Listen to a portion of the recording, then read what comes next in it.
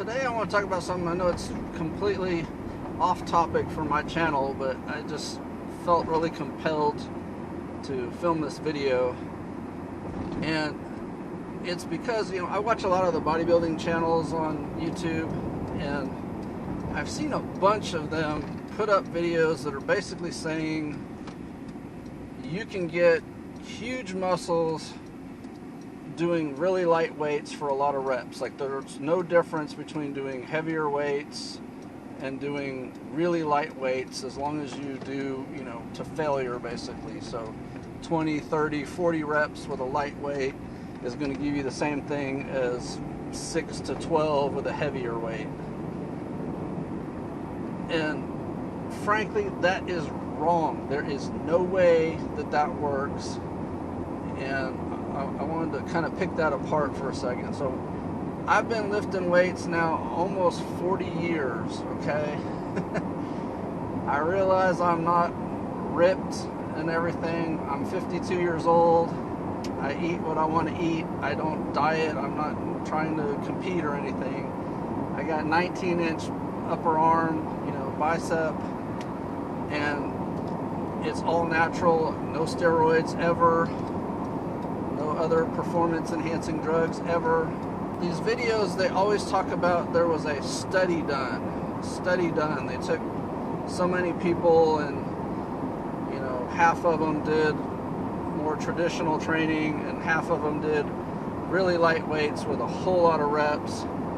And after 4 weeks, 6 weeks, whatever the study was, the conclusion was both of them gained the same amount of muscle mass or whatever. Well, here's the major problem with what passes for science nowadays. You can take anybody who's untrained and put them in the gym and have them doing something, even an ineffective workout, for a short period of time like that, and they're going to gain.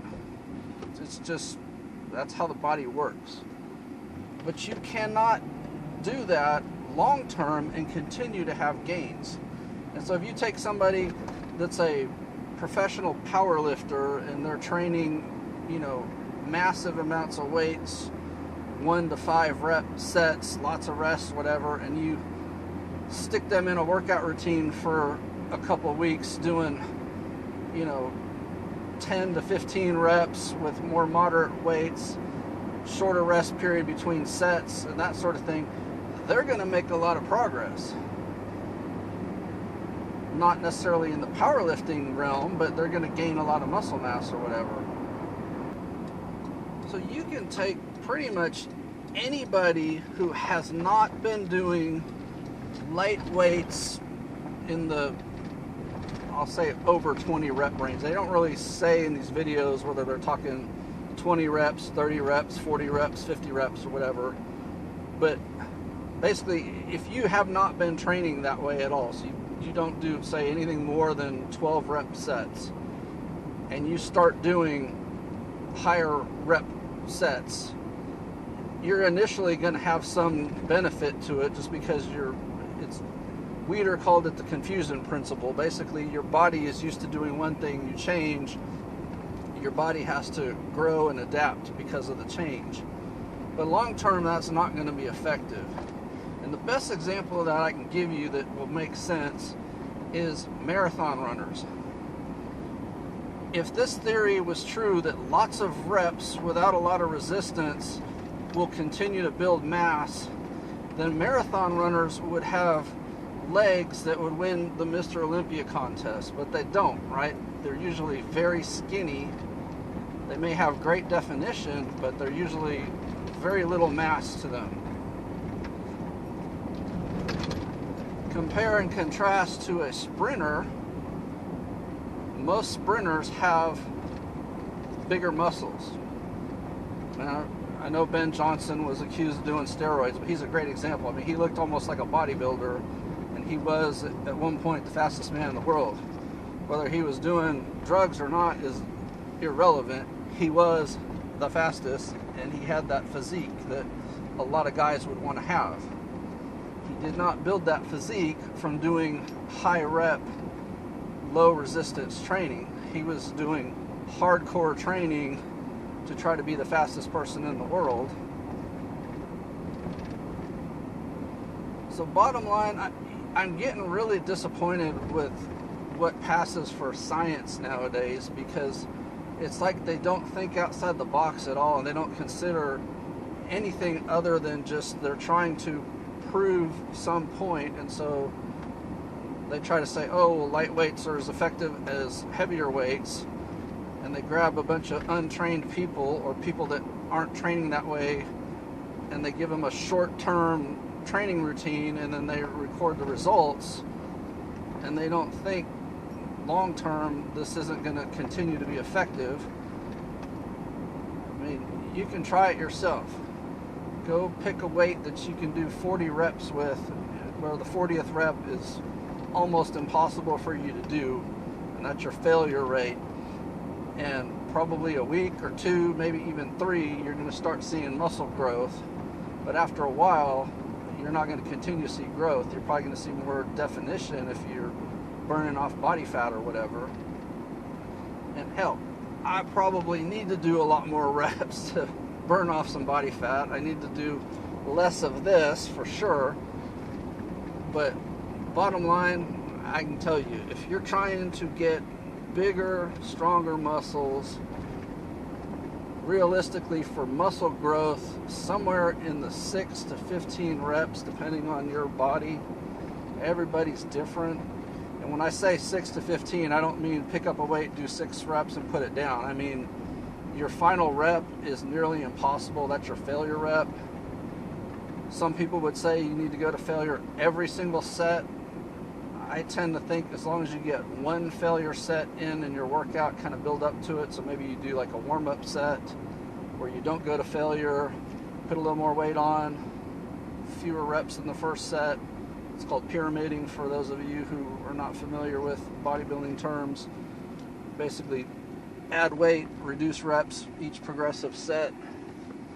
Maybe you do 3 sets, 4 sets, 5 sets of an exercise on a typical workout. A lot of times when I'm doing that type of training, I don't go to failure until the last set. And the reason is, if you go to failure on your warm-up set, number one, you might do crazy reps. You know, it might take you 30 or 40 reps to get to failure. Then when you go to do your working sets with more weight, you're tired, you're burned out, you can't do the reps.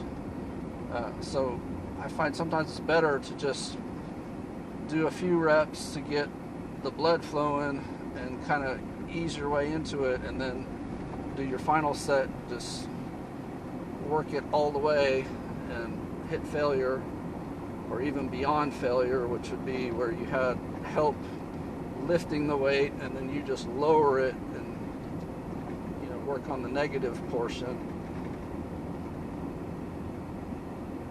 Honestly, I think the better thing, instead of trying to do really, really light weights for a lot of reps for growth, is slow down your rep speed. So when you're lifting and lowering, maybe do it over like a 2-second pace up and 2-second pace down. So you really concentrate the work, as opposed to, like, you know, using leverage and momentum to lift the weight. But there again, I know plenty of guys who do nothing but explosive reps and arguably even sloppy form, and they have physiques better than mine. My body seems to work better doing slower, more controlled stuff. It's easier on my joints, especially, you know, after I turned 30, things started getting harder and harder to do and not get hurt. Well, like I said, I know this is mainly a car channel, and so this is way off topic, but, you know, I saw several of these videos and I thought I have to say something, because they're spreading bad information. And if they were spreading this information about certain topics right now, there'd be censorship by all the social media companies. But since this is not considered a controversial topic right now. Nothing is done on it. But use your common sense. You're not going to get big, huge muscles lifting really tiny weights for a lot of reps. Not going to work. So don't waste your time with that. Throw in, a week, every couple months or whatever of doing really high reps just to change things up. That's probably great for you. But if you think that you're do 30, 40, 50 rep sets your whole life and continue to get bigger and bigger and bigger, it's just not realistic. So let me know what you think. To those of you that work out, have you ever tried any of this stuff, and did it work for you? Maybe some of you out there it does, but I would say just looking at like marathon runners and stuff, you never see them really big and bulky. They're always very small. Their leg circumference is small, and yet they can run and run and run for hours. And I'm down to the point I probably couldn't even run a quarter mile